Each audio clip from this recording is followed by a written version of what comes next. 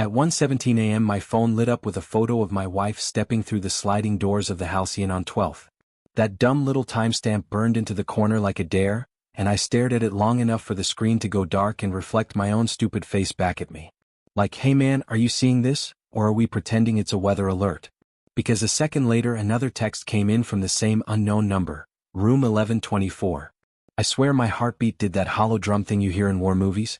Lena was crashing at Maya's for a girls' wine night, and now I'm looking at her in a hotel dress I don't recognize.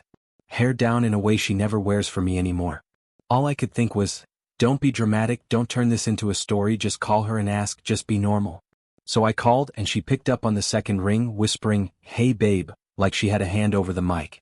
I heard a fridge hum and an elevator bell and a muffled laugh that didn't sound like Maya at all. I went cold from the collarbones down and said, you good? She said, yeah, we're watching some trash Bravo thing and Maya's already half asleep. I said, cool, kiss you in the morning, and hung up because I didn't trust my voice not to crack. 5 minutes later I was in the car, yesterday's hoodie over pajama shorts, driving downtown barefoot like an idiot. I thought maybe if I got there fast enough the universe would apologize and rewind a few hours, tell me I misread the text like a dumbass and this was all a prank. Except it wasn't. Her car was right there in the Halcyon garage, level 3, next to a pillar that said B13. I parked 2 aisles over and sat with the engine ticking and the steering wheel sticky under my hands, thinking through all the normal reasons a wife might be in a hotel at 1 in the morning that don't involve a dick. Conference. Emergency? Cousin in town? My brain just laughed at me. Then why the lie about Maya, genius? Suddenly I hated the sound of my own breathing. I hated the way the garage lights flickered like I'd stepped into a cliché. I got out and followed the blue exit arrows, tried to walk like I had a purpose. Like I belonged to the clean-suited people who used hotels at night for perfectly innocent reasons. The lobby smelled like lemon and money. I could feel the doorman clocking me, bare ankles, hoodie, no luggage, the whole mess. That unknown number buzzed my pocket again with a single word, elevator. So yeah, I pressed the button and watched the numbers climb and fall and climb again. When the car opened empty, I stepped in and hit 11. My thumb had decided we were past dignity and way into curiosity.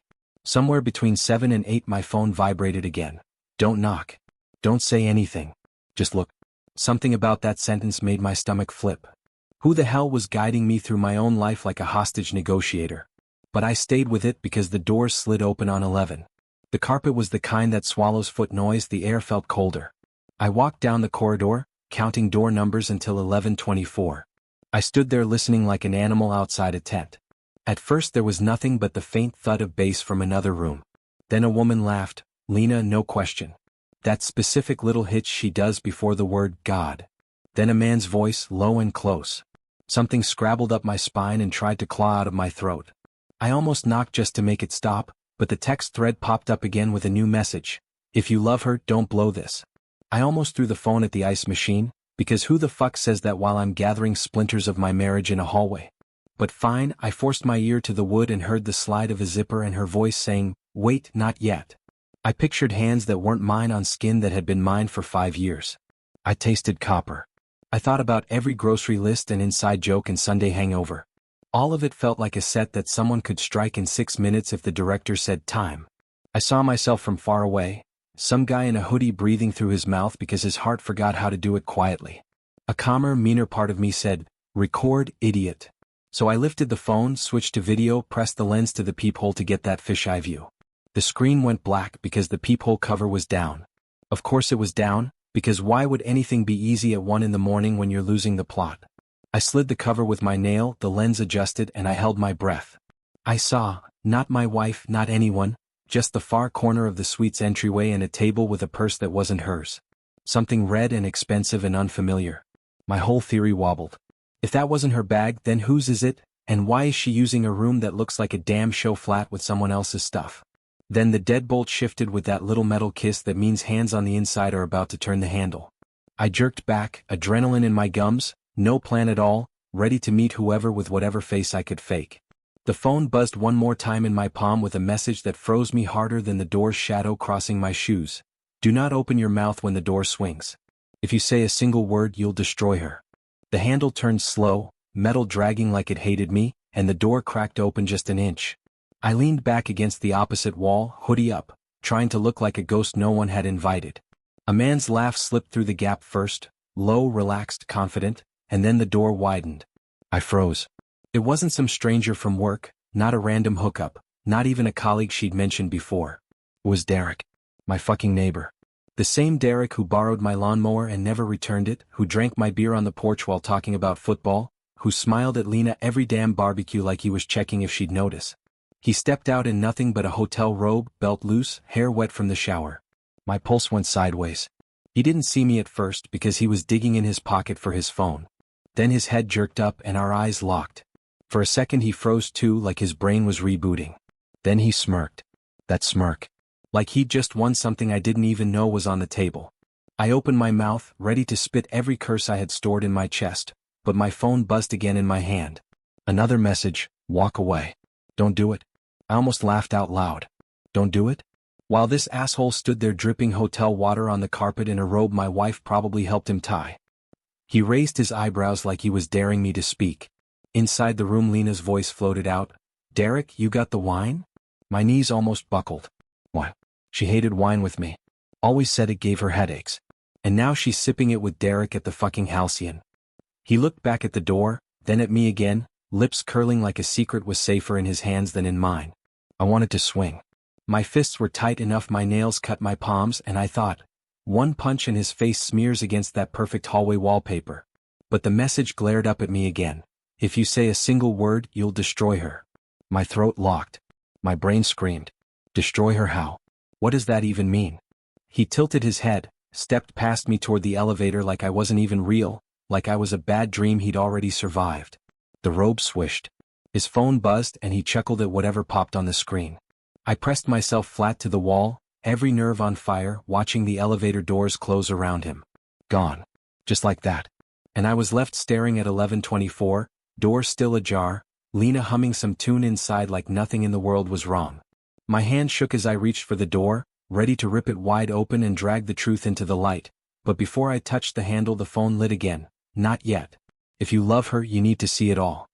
My fingertips hovered over that door handle, the weight of every year with Lena pressing down on my shoulders, and I swear the hallway shrank around me until it felt like the walls were breathing. My chest ached with the kind of pressure you get before a scream, but no sound came out. I pulled my hand back, jaw tight, eyes burning because the phone buzzed again, and at this point I was ready to smash it against the carpet, except the message made me freeze. Cameras are on you. Don't make a scene. My stomach dropped. Cameras. Who the hell was watching me? I darted a glance up and sure enough, at the far end of the corridor a small black dome blinked faintly red. I'd walked past it without even noticing. My throat went dry. If there were eyes on me, then every stupid twitch was already recorded. My paranoia doubled because now I wasn't just the jealous husband snooping on his wife, I was the guy caught on tape creeping around hotel rooms at 1 a.m. I pocketed the phone, turned like I was heading back to the elevator, then pivoted toward the stairwell instead, pushing the heavy metal door open just enough to slip inside. The air was cooler, concrete echoing every footstep, and the buzz of the city leaked faint through the emergency vents. I leaned against the railing and tried to breathe, tried to line up the pieces. Derek. My wife. The wine. The robe. The hotel at 1 a.m. My hands shook so bad I almost dropped the phone when it buzzed again. New message: she's not alone with him. Stay quiet. What the fuck was that supposed to mean? I already saw Derek. I heard his laugh. Unless they were saying there was someone else too. My stomach twisted harder. Who else could possibly be in that room with her? I scrolled up the thread looking for a name, a hint, anything. Just the unknown number sending me breadcrumbs like they were playing chess with my life. I typed back finally, fingers clumsy. Who are you? No reply. Just those 3 blinking dots like they were about to answer, then nothing. I swore under my breath, leaned my forehead against the cold rail. My heart wouldn't settle. Every memory with Lena kept flashing behind my eyelids. Her laugh in the kitchen when I burned the pancakes, the way she stole the blankets, how she'd text me stupid memes when I was stuck at work. And now I had to imagine her pouring wine for Derek, smiling at him in a way that used to belong to me. I wanted to storm back in, cameras be damned. But then the door below me slammed open. I jumped. Heavy footsteps clanged up the stairwell, echoing sharp. I ducked behind the railing like an idiot, peeking through the bars. 2 men in suits came up fast, no hesitation, radios clipped to their belts. Hotel security. My chest caved. Were they coming for me? One of them muttered, "Room 24 got the call," and my blood iced. They brushed past without looking up, straight through the 11th floor door. Toward Lena's room. I nearly choked on my own breath. Someone had called them. For what? A noise complaint? Or because some idiot husband was about to expose something bigger than he understood? My phone buzzed again. Message, don't follow. Not yet. My fists clenched so tight my knuckles popped. Who the hell was orchestrating this circus? I waited, frozen in the stairwell, every second dragging like wet cement. 5 minutes. 10. My thoughts spiraled. Were they in the room now? Was Lena standing there, robe slipping off her shoulder, trying to explain why she was with Derek? Or was it worse? A setup, some game I wasn't part of? Finally I cracked, pushed back through the door into the corridor. Empty. Quiet. Like nothing had happened. I crept toward 1124, ears straining, but the hall was dead silent. No voices, no laughs, no footsteps. The door was closed tight now. Not even a sliver of light beneath it. My phone lit one more time in my palm, and the new message made my skin crawl in a way I can't even explain. If you open that door tonight, you'll never see her again. The words on the screen didn't make sense at first. Never see her again? That sounded less like a warning and more like a threat, like somebody had already decided my future for me. My thumb hovered over the reply button, but what was I supposed to type? Fuck you? Tell me who you are. None of it mattered because the corridor felt heavier by the second, and I couldn't shake the image of Lena just beyond that door, maybe laughing, maybe crying, maybe already gone in ways I didn't understand. I slid the phone into my pocket, forcing myself to keep breathing, and started walking toward the elevator, each step like it belonged to somebody else. The polished brass doors reflected me back as a wreck, hoodie, hair sticking up, eyes wide like I'd crawled out of a nightmare. I stabbed the button, praying the thing would move faster, but the numbers crawled. Behind me a sound. A faint scrape like furniture dragged across carpet. I turned, heart slamming against my ribs. Room 1124 stayed shut, but the peephole gleamed faintly in the low light, and I swore someone was watching from the other side. The phone buzzed again. Message, leave now. Don't look back. My jaw locked. Whoever was pulling these strings wasn't just guessing. They knew exactly what I was doing in real time. Cameras, watchers, maybe even people planted in that damn room. My skin crawled. When the elevator finally dinged, I stepped inside like I was underwater, pressed the L button, and leaned back against the wall. The ride felt endless, mirrors on every side reflecting me like I was trapped with a dozen broken versions of myself. Then halfway down, the elevator jolted hard, lights flickering, and stopped dead between floors. My stomach lurched. I slammed the buttons. Open, close, lobby, but nothing moved. Then my phone lit up again and I swear I almost threw it across the cab. New message, don't panic. We need you alive. My mouth went dry. Alive? Who the fuck talks like that? My pulse hammered in my ears and I yelled into the empty box. Who are you? The word bounced back at me from the mirrors, pathetic, small. For a second there was nothing. Then the lights steadied, the elevator shuddered, and it started moving again. By the time the doors opened on the lobby I was shaking so hard I could barely stand. The doorman glanced up from his podium, eyes narrowing like he knew. Like everyone in this perfect hotel already knew I was the fool. I stumbled outside into the wet night air, rain misting down, headlights streaking across the street. I should have driven home. I should have left. Instead I sat in my car gripping the wheel until the leather creaked, staring at the entrance like the answers would just walk out on their own.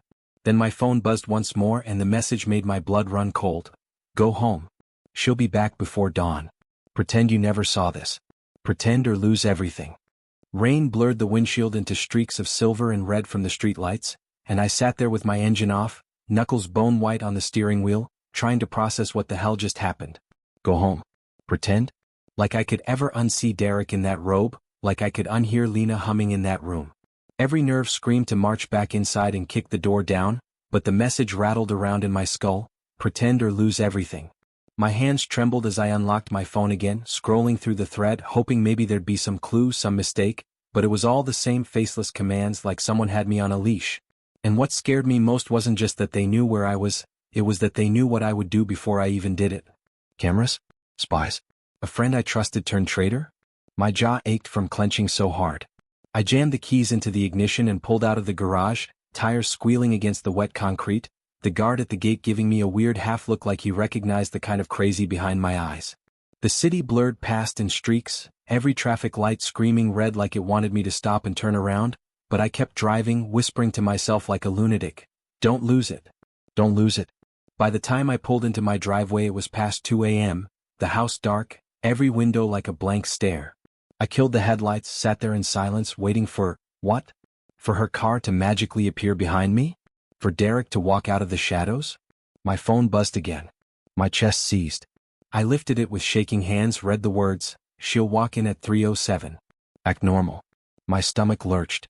That wasn't a guess. That was a timestamp, down to the fucking minute. I wanted to scream, to smash the phone, to rip my hair out, but I just sat frozen, staring at that glowing screen. 3:07. Why? Oh.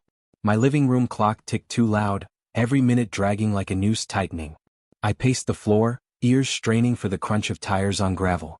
At exactly 3:06, headlights swept across the front wall. My knees almost gave. I peeked through the curtain. Her car.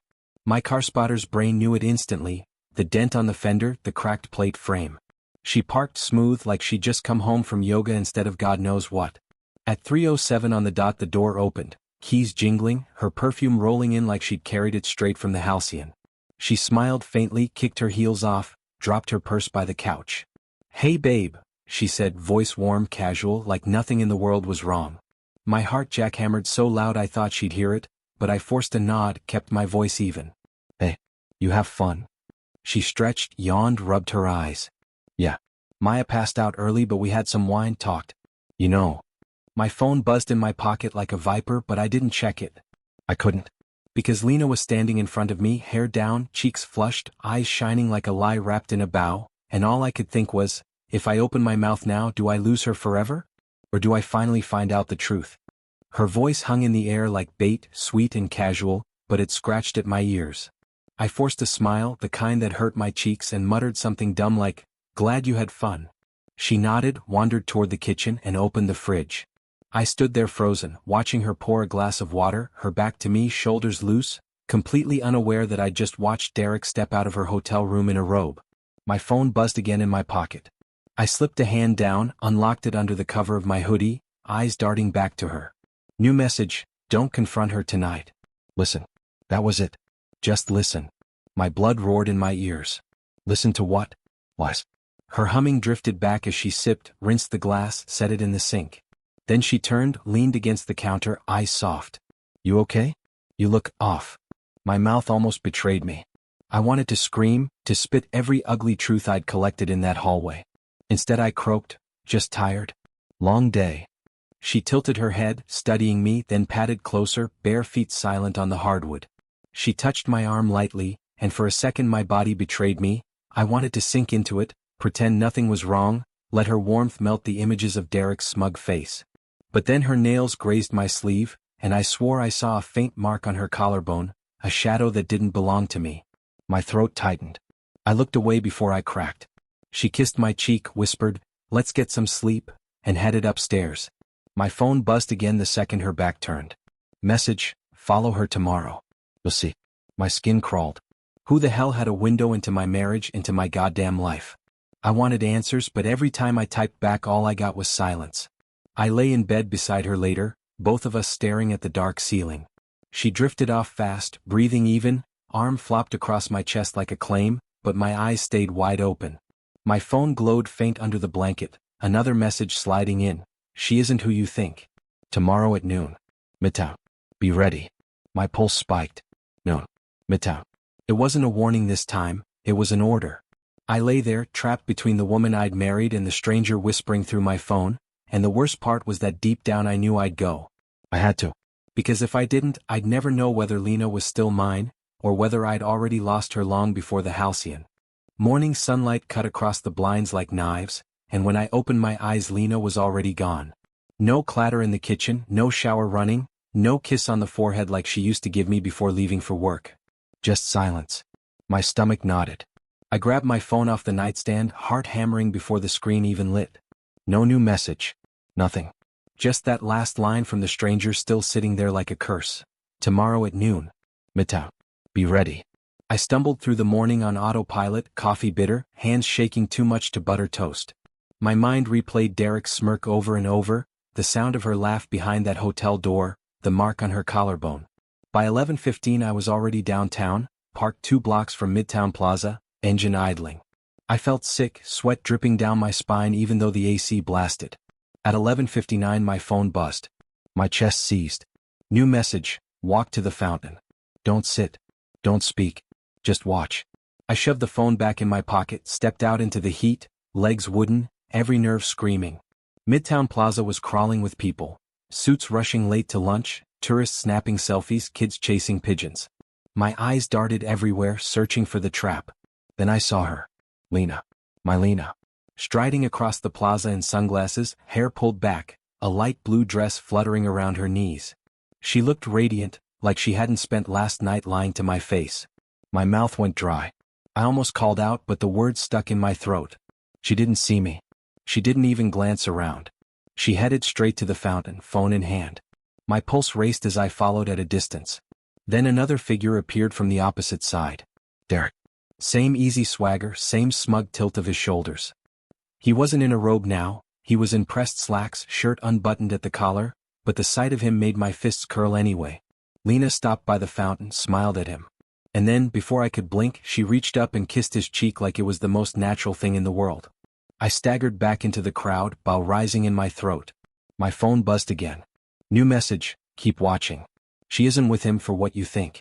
My hands trembled as I wiped sweat from my forehead, forcing myself to stay hidden among the tourists. Derek leaned close, whispered something in her ear. She laughed, quick and sharp, then handed him a thick envelope I hadn't noticed before, pulled straight from her purse. He tucked it into his jacket without hesitation. My gut twisted. Money. She was giving him money. What the hell for? Drugs? Blackmail? Or something worse? My phone buzzed once more and the message nearly made me drop it. Follow Derek. Don't let her see you. Derek peeled away from the fountain like he had somewhere urgent to be, envelope bulging in his jacket, and I slipped into the stream of people a few paces behind him, head down, trying to look like just another guy on his lunch break. My heart pounded in my throat, each step heavier than the last. He didn't even glance back, too damn confident, weaving through the crowd with that easy arrogance I'd hated since the first barbecue. He crossed the street without waiting for the light, and I almost lost him behind a bus, but I shoved through, horns blaring, tires screeching, adrenaline burning hot enough to drown out the fear. He headed toward an underground parking garage, phone to his ear, laughing softly at whatever was said on the other end. I crept closer, hiding behind a pillar as he stopped beside a black SUV with tinted windows. My pulse jumped when another man stepped out from the driver's side, tall, broad, suit sharp enough to cut glass. He wasn't some buddy or coworker. He looked like muscle. Derek handed him the envelope and the man flipped through the contents, nodding once. Gosh, thick stacks of it. My stomach lurched. Lena's cash. My wife's cash. The man clapped Derek on the shoulder, muttered something I couldn't hear, then slid back into the SUV. Derek pocketed his phone, looking smug as hell, then started walking toward the exit ramp. I ducked behind a column, breath ragged. My phone buzzed. New message, don't lose him. He's leading you to the truth. My grip tightened on the phone until my knuckles cracked. Truth? All I saw was betrayal wrapped in $100 bills. Still, I followed, keeping to the shadows as he climbed the ramp. He turned onto Fifth Avenue, pace quick, eyes locked straight ahead. I trailed him through 2 blocks of storefronts until he ducked suddenly into a side alley. My chest seized. It was too narrow, too quiet, no crowd to hide in. I edged up to the corner, peered around. Empty. Derek was gone. My stomach dropped. Shit. My phone buzzed again almost instantly like they knew I'd lost him. New message, behind you. I spun, panic exploding through me, but the alley was still empty except for a dumpster and a few trash bags. I turned back, just in time to see Derek step out of the shadows right in front of me. His smirk widened. You following me, neighbor? My mouth went dry. He stepped closer, eyes sharp now, no trace of the lazy suburban buddy act. His voice dropped. You should have stayed home. My phone buzzed in my palm, vibrating like a warning siren, but I couldn't look away from Derek's face. The man I thought I knew had vanished, and what stood in front of me looked like a stranger who'd been wearing a mask this whole time. My back hit the brick wall before I even realized I'd stepped away from him, the smell of garbage and wet asphalt pressing in, and Derek loomed closer, still wearing that smirk that made me want to smash his teeth in. You really don't get it, do you? He said softly, almost like he pitied me. My throat tightened. Get what? That you've been screwing my wife behind my back. My voice cracked, but the words felt like fire finally spilling out. Derek chuckled, shook his head like I'd just told a dumb joke. Man, if that's all you think this is, you're already fucked. His tone had none of the friendly neighbor warmth I'd known for years. This was sharper, darker, practiced. He stepped so close I could smell the cologne Lena had once bought me for my birthday, except now it clung to him like theft. She's in deeper than you know, he whispered, eyes flicking up and down the alley. And if you open your mouth before you're told, you'll bury her faster than I ever could. My fists curled so tight my nails dug into my palms. Stop talking in riddles, you smug piece of shit. What are you doing with her money? Who the hell are those guys? He leaned in, lips almost brushing my ear, and muttered, "You'll find out soon enough. Unless you'd rather die ignorant." I shoved him hard, rage boiling over, and for a split second his smirk faltered as his shoulder hit the brick. But then he laughed again, too calm, too steady. "Careful, man. Cameras everywhere. You think you're the hunter, but you're just bait." My phone buzzed so hard in my pocket it hurt, and I ripped it out with shaking hands. New message: don't touch him. Walk away. No. Derek glanced at the glow of my screen and grinned wider. See? Even they're telling you to heal. Good boy. My chest burned, humiliation and fury colliding, but my legs betrayed me. I stepped back, breath ragged, pulse screaming. Derek smoothed his shirt like nothing had happened, then brushed past me muttering, "Go home to your wife. Pretend. That's all you're good at." He vanished onto the main street, leaving me alone in the stink of rot and rain. My phone buzzed again, and the new message made me stagger against the wall. "If you want her alive, don't tell her what you saw. She'll explain tomorrow."